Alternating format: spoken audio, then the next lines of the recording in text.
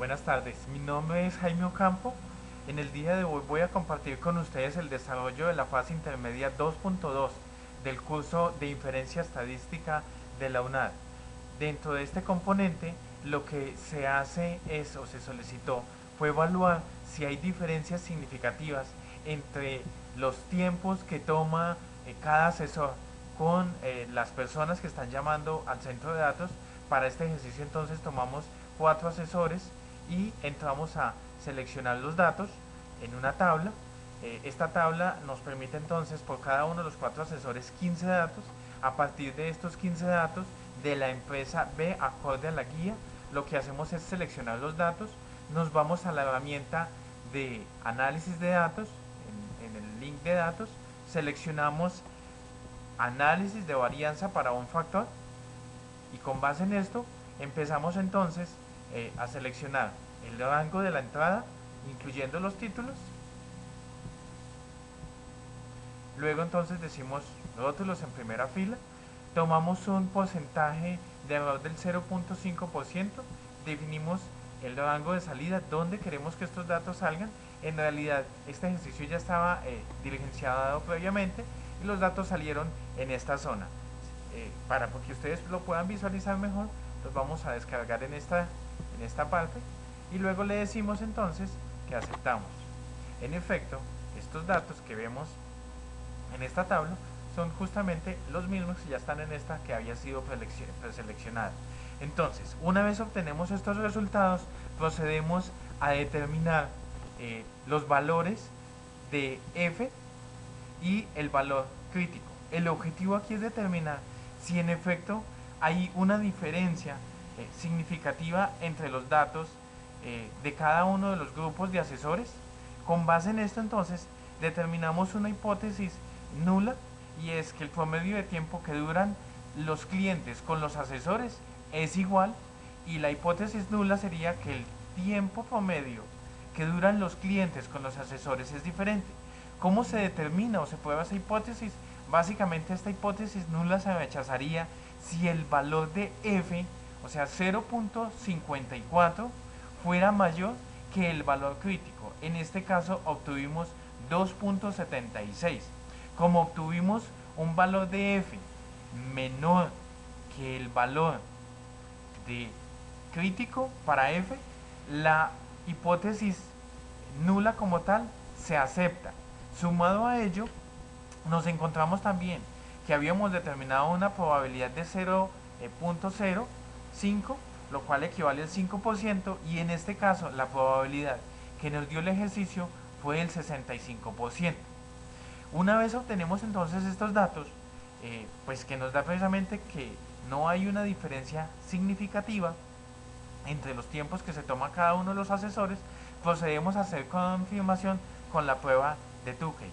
Con base en estos datos entonces nos vamos a la página siguiente, llevándonos si el valor promedio de los cuadrados, que es 142, y lo tabulamos en esta página. Entonces aquí establecemos el cuadrado medio del error, 142.79. A su vez nos traemos de la tabla anterior el valor medio de cada grupo y el número de datos de cada grupo. Entonces recordamos que el número de datos de cada grupo fue de 15 y el valor medio de cada uno de los grupos fue estos valores que nos encontramos aquí. Estos valores igualmente los echamos para el otro lado y entramos a hacer los respectivos cálculos con el valor, con estos valores. Luego entonces establecemos el estadístico Q de Tukey. Para establecer este valor nos vamos a una tabla que ya previamente nos habían compartido a través del curso, y es la tabla Q de rangos estudentizados. Como en nuestro ejercicio vamos a tomar una probabilidad para alfa de 0.05 y tenemos un total de 4 grupos analizados, nos venimos hasta donde se dé el cruce con el número de datos analizados. 15 datos analizados para 4 grupos o 4 asesores nos da un valor de 4.08, que es el mismo valor que vamos entonces a estar llevando a la tabla para hacer el análisis. Luego entramos a hacer la comparación. En este ejercicio, como tomamos 4 grupos de asesores, entramos a hacer la comparación entre el grupo 1 con el grupo 2, el grupo 1 con el grupo 3 y el grupo 1 con el grupo 4. Sucesivamente lo vamos a hacer entre cada uno de los grupos. El grupo 2 con el grupo 3, el grupo 2 con el grupo 4 y ahora culminamos con el grupo 3 y el 4 y luego establecemos entonces el grupo 1 con el 3. ¿Qué hacemos para esas comparaciones entre cada uno de los grupos? Lo que hacemos básicamente es que determinamos la diferencia absoluta. ¿Entre quién? Esa diferencia absoluta se calcula entre la media del grupo 1 y la media del grupo 2 y así sucesivamente con los demás grupos. Luego de eso, entonces vamos a establecer el elevador estándar de la diferencia. Y para el elevador estándar de la diferencia, lo que vamos a buscar es la raíz cuadrada de el cuadrado medio del elevador dividido 2, que se multiplica por las relaciones entre 1 dividido el número de datos del grupo 1 más 1 dividido el número de datos del grupo 2, o sea 15 y 15. Con base en esos valores, entonces hallamos el elevador estándar de la diferencia y luego entramos a determinar la amplitud crítica. La amplitud crítica corresponde a ¿qué? A coger el valor estadístico Q de Tukey que tomamos de la tabla que ya habíamos visto y lo multiplicamos por el elevador estándar de la diferencia.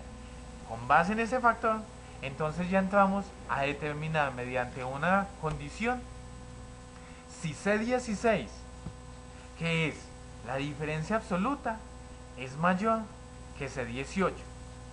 Si eso se cumple en este ejercicio, por ejemplo, si 1.06 fuera mayor que la amplitud crítica de 12, entonces se diría que los grupos son diferentes.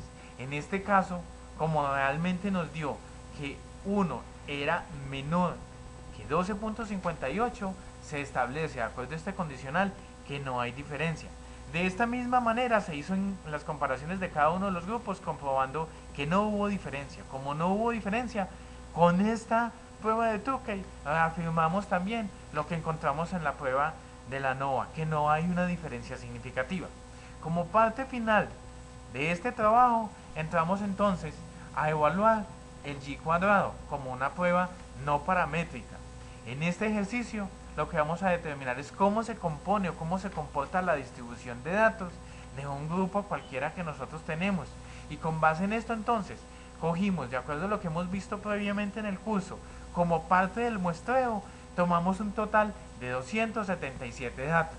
Estos 277 datos se tomaron de una población de 999 datos. A partir de este muestreo entonces, lo que vamos a determinar es cómo se comporta los datos de consumo de kilobytes, si hay una distribución normal o si hay una distribución anormal. Entonces, en este caso, cogimos y seleccionamos también con base en estas planes de muestreo que ya habíamos definido previamente, cogimos aleatoriamente también una serie de datos y de ahí sacamos los 277 datos para los cálculos. Esos 277 datos los llevamos precisamente a esta hoja de cálculo de G cuadrado y a partir de ahí determinamos lo siguiente. Ya tenemos el número de datos, determinamos el valor de la media, determinamos el valor de la desviación y con base en estos datos, entonces también evaluamos otros componentes que son indispensables. El porcentaje de error de esta prueba, tomamos un alfa del 5%, tomamos un K de 15, que corresponde al número de datos que vamos a evaluar en cada grupo, o como tal el número de clases que vamos a evaluar, y tomamos un M de 2 que corresponde a los dos parámetros de media y al parámetro de desviación. Esto finalmente nos va a permitir a nosotros calcular el grado de libertad, que es la resta del K, que son los 15 datos, menos 1, menos el número de valores que vamos a evaluar. Con base en eso entonces encontramos que tenemos 12 grados de libertad. Con base en esta información entramos a evaluar la prueba chi, que es una función de Excel, dándole que, seleccionando el porcentaje de error que vamos a aceptar en la prueba, como a la vez el número de grados de libertad. Con base en eso, esta función nos devuelve que el estadístico teórico es de 21.026. Entonces de aquí en adelante procedemos ya a entrar a hacer los cálculos con base en el grupo de datos que nosotros hemos seleccionado. De esos datos vamos a necesitar un valor muy importante, que es la amplitud, para seleccionar las frecuencias. Entonces, ¿qué hacemos? Recordamos cuando veíamos estadística que la amplitud se determinaba tomando el número máximo de los datos que vamos a analizar y el número mínimo. Con base en esos datos calculamos la diferencia y eso nos da el rango. En este caso el rango fue de 2.972.802. Y como determinamos que vamos a utilizar 15 amplitudes o 15 marcas de clase, entonces al dividir este parámetro del rango sobre esas 15 marcas de clase, obtenemos que la amplitud de cada marca de clase es de 198.187. De esa manera entonces ya pasamos a la tabla siguiente, determinamos en el K sub I menos 1 el valor mínimo, que es el de 20.370, y determinamos, ese es el mínimo o límite inferior de la marca de clase número 1, y luego determinamos el límite superior de la marca número de clase, de la misma marca número de clase, sumándole ¿qué? Sumándole a este valor mínimo, le sumamos el valor de la amplitud para obtener un valor de 218.557. Cuando realizamos un histograma de frecuencia, establecimos para esta marca de clase que tiene un total de pacientes o de clientes que llamaron a este centro de 23. En ese consumo de kilobytes el total fue de 23. De la misma manera se hace la evaluación para cada uno de las diferentes marcas de clase.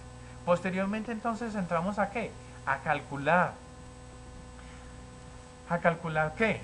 Para estandarizar los consumos. En este caso se utilizó el límite inferior de la marca de clase, o sea 20.370.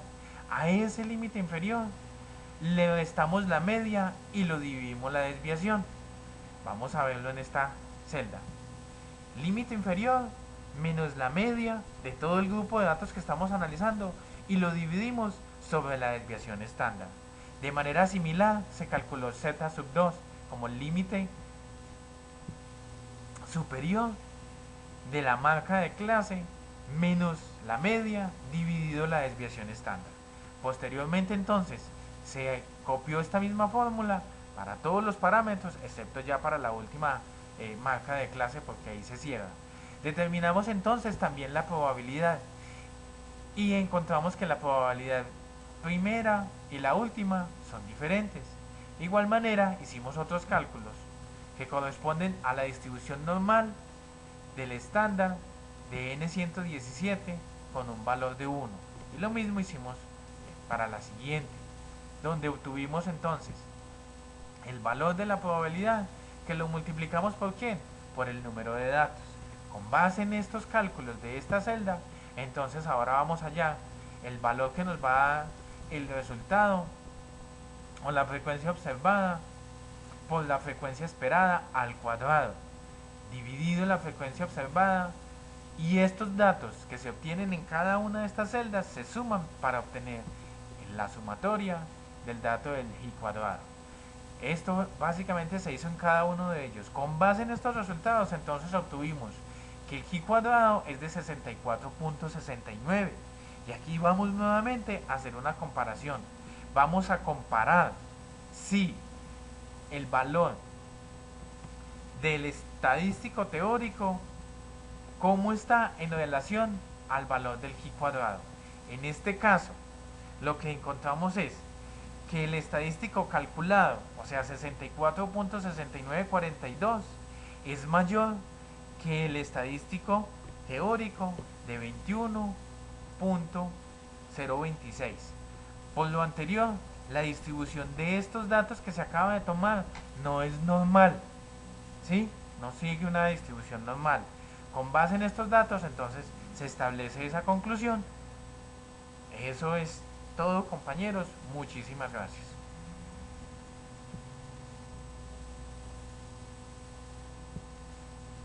Hablando de listo. ¿No?